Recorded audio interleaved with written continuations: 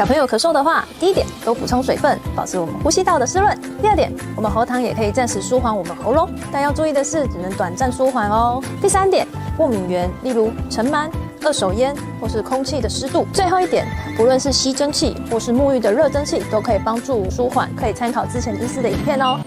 你的药好咯。小朋友用的止咳的一些药水成分不一样，种类也会不一样，就是会有米瑞益、必达米瑞益、喜可益都是可以用的。米瑞益它是有化痰的功能吗？还是就它基本上都是止咳为主。如果是需要化痰的话，可以搭配着其他化痰的，比如说化痰粉啊，或者是一些化痰药水之类的。有些药物是剂量相对比较高一点，使用之前还是要跟医生确认。